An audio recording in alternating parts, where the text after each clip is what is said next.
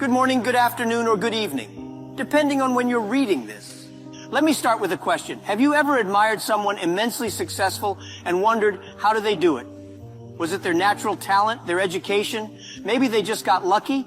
Now, imagine someone told you that the real reason they succeeded wasn't a big mystery at all. It's not hidden in some magical book, nor is it locked behind a secret society's golden gates. No, the real secret is something we all have access to: discipline. But here's the catch. Discipline doesn't come gift-wrapped, and it's not always glamorous.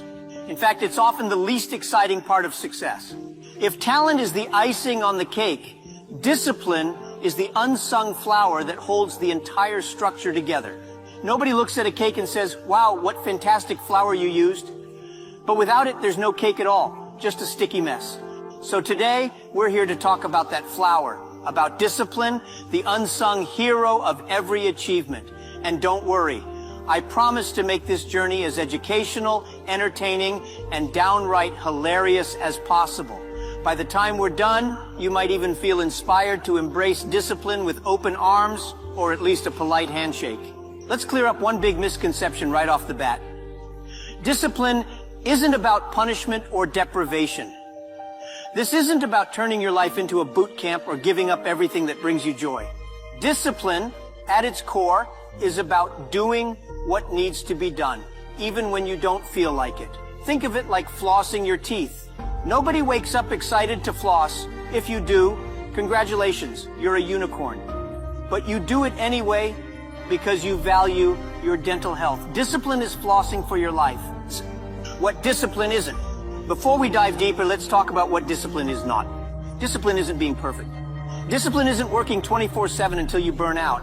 And discipline certainly isn't about saying no to every good thing in life. Discipline is about balance, about making the right choices consistently enough to move the needle forward. Motivation, that fleeting burst of energy we all love. Motivation is like the first sip of coffee in the morning. It wakes you up, gets you moving, and makes you feel invincible for about 20 minutes. Discipline, on the other hand, is the steady drip of an IV that keeps you going long after the coffee buzz wears off. While motivation is about feelings, discipline is about action. And let's be honest, our feelings are about as reliable as the weather forecast. Let me paint you a picture. It's January 1st, and you're brimming with motivation. You've set ambitious goals. This year, I'm going to the gym every day. I'll run a marathon. I'll have abs of steel by summer. Fast forward to January 15th. It's cold, it's raining. Netflix has just released a new series.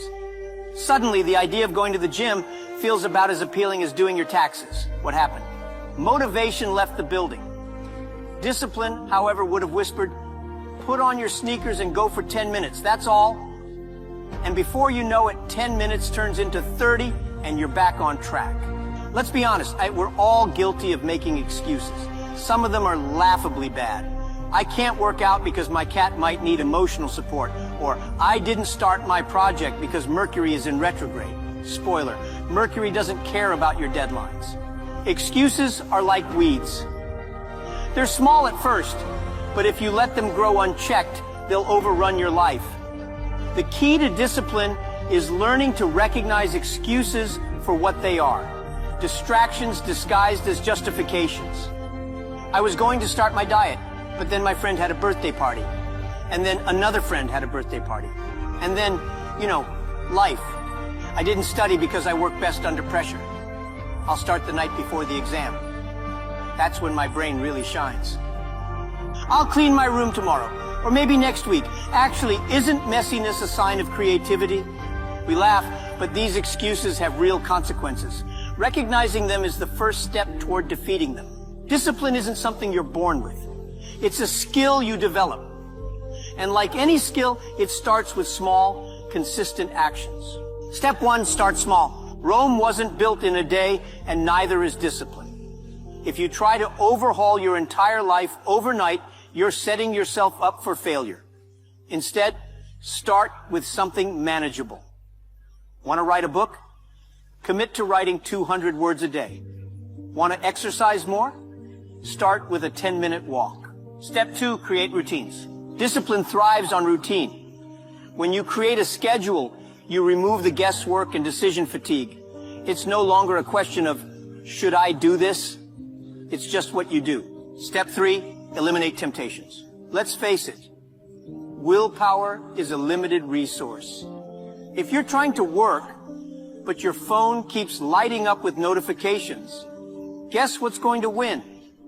Set yourself up for success by removing distractions. Step 4, reward yourself. Discipline doesn't mean denying yourself joy. In fact, rewarding yourself for small victories can boost your motivation to keep going. Finished a tough workout? Treat yourself to your favorite smoothie. Hit a major milestone at work? Celebrate with a movie night. Michael Jordan wasn't just talented, he was disciplined. He showed up early for practice, stayed late, and pushed himself harder than anyone else. Talent might have opened the door, but discipline is what kept him at the top. J.K. Rowling wrote the first Harry Potter book as a single mother living on welfare. She didn't have time or resources, but she disciplined herself to write whenever she could. The result? A billion-dollar empire. You and me, here's the truth. You don't have to be a celebrity to benefit from discipline. Every one of us has a story of when discipline paid off. Maybe it was studying for an exam, sticking to a budget, or finally finishing that project at work. The principle is universal. Let me paint a picture for you. Discipline is like that one friend who always tells you the truth, even when you don't want to hear it. I'm too tired to go to the gym today. Discipline. You said the same thing yesterday and the day before that. Your treadmill is now a coat rack. It's tough love, but it's love nonetheless. Discipline doesn't sugarcoat things, and that's what makes it so valuable. It's the quiet, steady voice that says, you can do better, and I'm here to make sure you do. But discipline isn't all work and no play. It's not about turning your life into a monastery or eating plain oatmeal every day. Unless you love plain oatmeal. In that case, carry on. Discipline is about finding balance, enjoying life's little pleasures while staying focused on the big picture. Some people think discipline means you have to be perfect. Let me assure you, that's not the case. Discipline isn't about being a robot. It's about being a human who sometimes makes mistakes, but keeps moving forward anyway. For example, I once decided to start a no-sugar diet. By day 2, I found myself in the kitchen at midnight, holding a cookie like it was the last slice of pizza at a party. Did I fail? Yes. Did I try again the next day? Also yes. And that's the point. Discipline doesn't expect perfection. It expects persistence. So what's the takeaway? Discipline isn't about being perfect, it's about showing up. It's about doing the hard things today so you can enjoy the rewards tomorrow. And remember, discipline isn't always serious. Sometimes it's messy, sometimes it's funny, and sometimes it involves bribing yourself with chocolate. But as long as you keep going, you're on the right track. Who knows? Maybe one day you'll look back and realize that discipline wasn't just a tool. It was your secret superpower.